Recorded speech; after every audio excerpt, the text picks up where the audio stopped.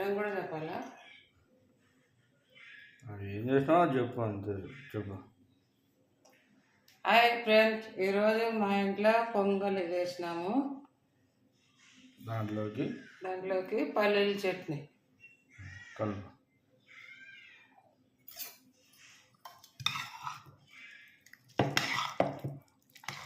ఈరోజు మా ఇంట్లో టిఫిన్కి